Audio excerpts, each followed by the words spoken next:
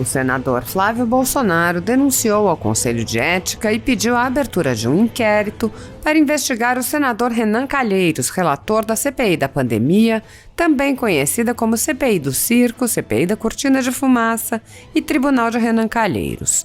O pedido menciona o abuso das prerrogativas da função de senador para perseguir adversário político. Entre as acusações estão abuso de autoridade, perseguição e divulgação de dados sigilosos. O primeiro fato narrado é a divulgação de dados sigilosos.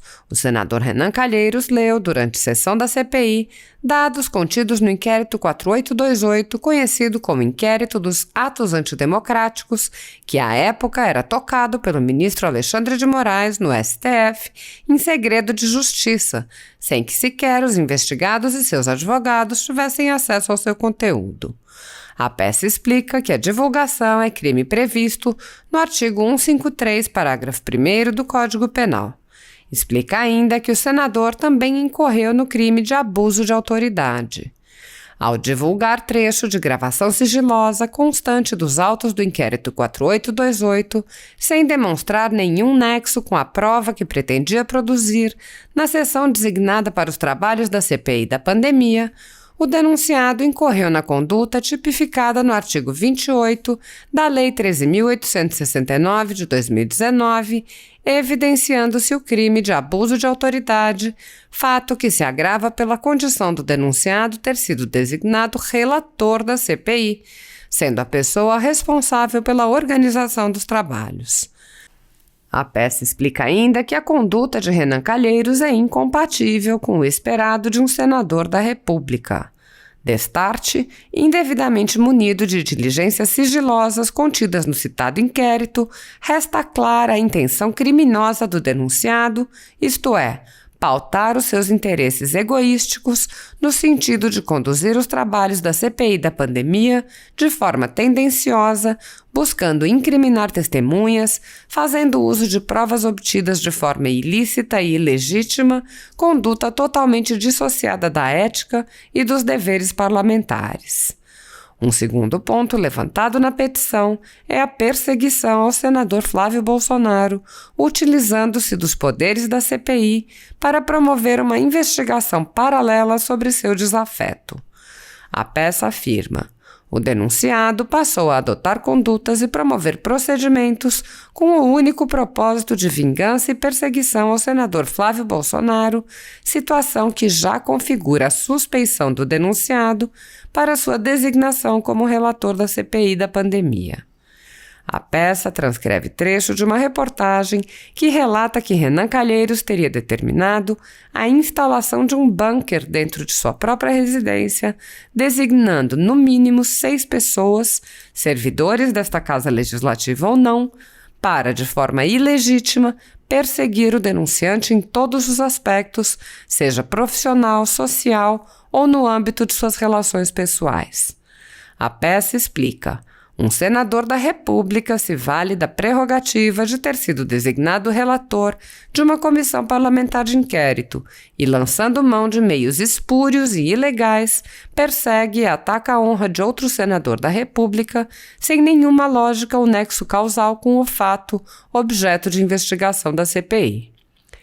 Após relatar que a conduta de Renan Calheiros se encaixa nos crimes de abuso de autoridade e de perseguição, a peça prossegue: a conduta do denunciado ao promover investigações paralelas, motivado por sentimento pessoal de vingança contra o denunciante e, de forma indevida, pretender a obtenção de provas ilegais e ilegítimas para subsidiar a instrução, em sede da Comissão Parlamentar de Inquérito no Senado Federal, se reveste de total incompatibilidade com o exercício do cargo de senador da República.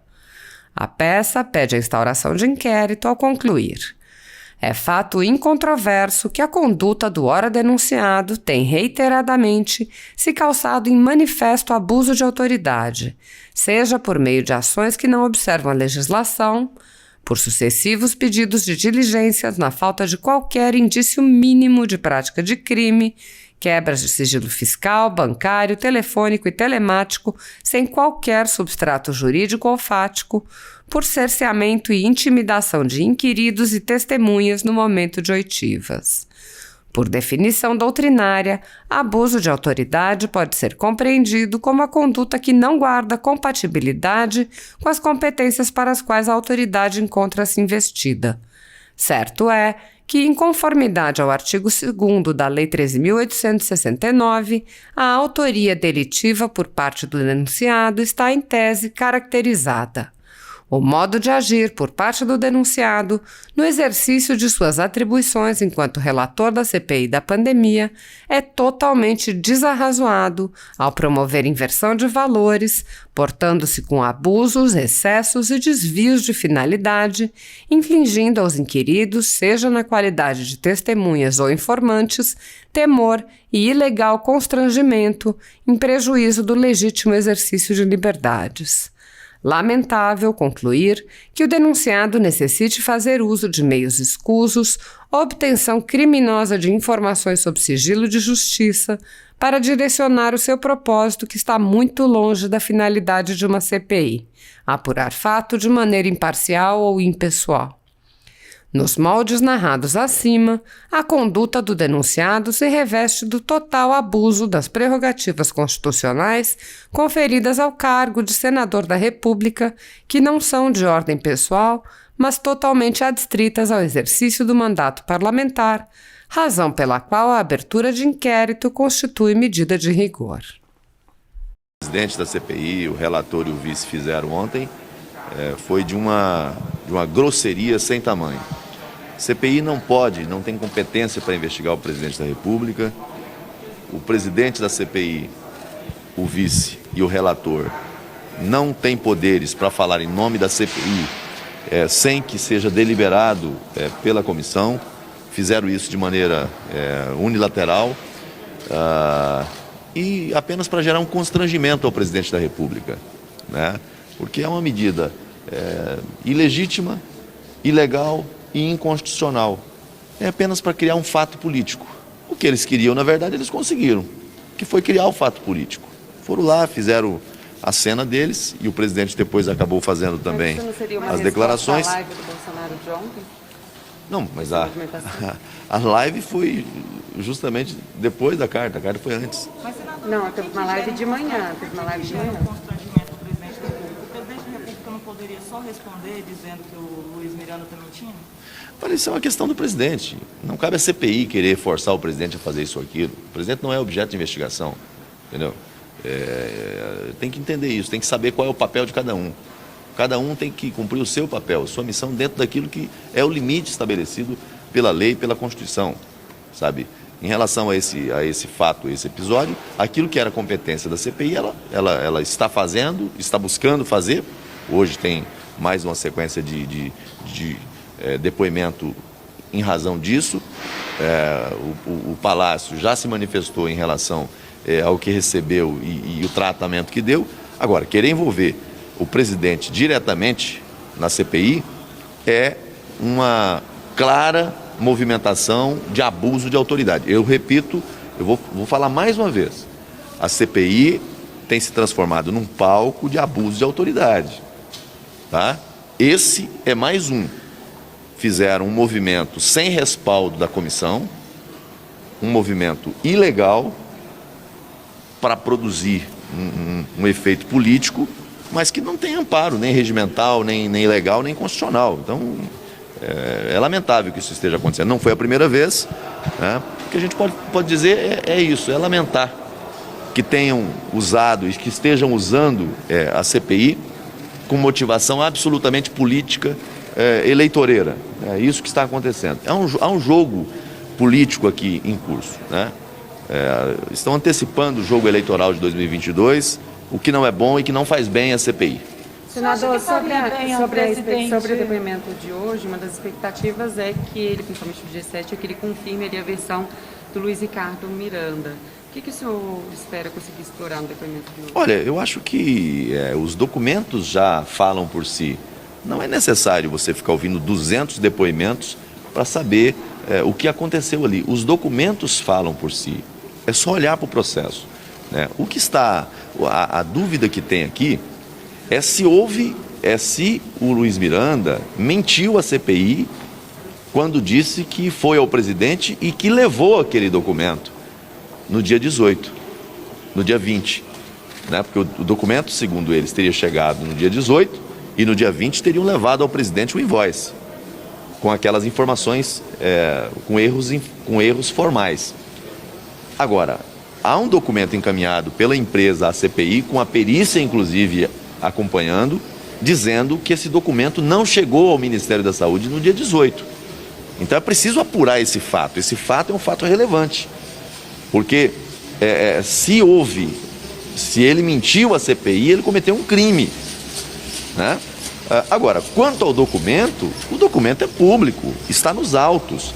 O primeiro documento que chegou e o segundo, ele tinha erros formais. Quanto ao pagamento, o pagamento antecipado, que não era de acordo com o contrato, quanto à questão do frete e a questão do seguro. Mas tudo isso, quando o Ministério notifica a empresa, eu não identifiquei agora no processo nenhuma resistência por parte da empresa em fazer as adequações. Obviamente que quando você está numa investigação, você tem que olhar para os fatos e para as circunstâncias desses fatos. Houve resistência quando o Ministério disse, olha, o pagamento não é antecipado, o contrato prevê pagamento depois da entrega e aprovação da Anvisa. A empresa se negou a fazer essa adequação? Pelo que eu vejo no processo, não. Com relação à questão do frete e do seguro, quando questionada, a empresa se negou, criou dificuldades? Pelo que eu vejo no processo, não. Então, assim, estão valorizando uma informação que não é relevante. Se tem outras acusações, se há outras suspeitas, então que se apresente para que se apure, para que se investigue. Mas do que está no processo, me parece uma questão resolvida. Não há no processo nenhum elemento que mostre que houve resistência por parte da empresa em fazer as adequações. O próprio Luiz Ricardo, aquele dia, quando eu questionei, vem cá, é incomum que haja erros formais em invoices? Ele diz, não, acontece. Mas ali me parece que havia uma certa predisposição, uma preocupação com relação àquela empresa. Então, em razão dessa predisposição, dessa preocupação com aquela empresa, teve-se um olhar diferenciado para aquilo que eram erros formais. Né? Eu não entro no mérito aqui em relação à empresa A e empresa B. Eu acho que se há suspeitas, investigue-se, apure-se, busque as evidências. Agora, você não pode pré-julgar. Você não pode partir de uma premissa de que houve fraude ou tentativa de fraude sem que você tenha o mínimo de evidências. E até agora, eu não vi nenhuma evidência que aponte nessa direção, nesse processo. Se houve algo, foi fora. E, mais do que isso, falar em fraude, falar em crime, num processo onde não houve a entrega de uma dose de vacina, não houve pagamento de R$1 centavo, é forçar a barra em cima de algo que não existe. O senhor não acha que faria bem ao presidente, faria bem ao governo, ele vir a público e explicar como foi essa reunião, se houve essa reunião, se não houve essa reunião, se o Luiz Miranda está inventando o que ele falou? O senhor não acha que isso faria bem ao governo e seria uma forma de dar essa satisfação à população? Eu acho que vocês ou vocês não estão observando o que está acontecendo, então vocês também querem o envolvimento direto do presidente numa coisa que não é a pauta principal nesse momento. Mas não O governo já falou sobre isso. O governo já falou sobre isso. Aqui, o que se tem aqui é um movimento político. Né? Quando você quer trazer o presidente para uma discussão desse nível, é uma questão política. Mas não e é não uma questão política que está em jogo? Não. Bom, o presidente não é investigado. O presidente não é investigado da CPI, nem pode. A CPI não tem competência para investigar o presidente. Então não tem que responder a CPI. Agora, quanto ao que aconteceu, o governo já se manifestou sobre isso. Não há qualquer dúvida em relação a isso.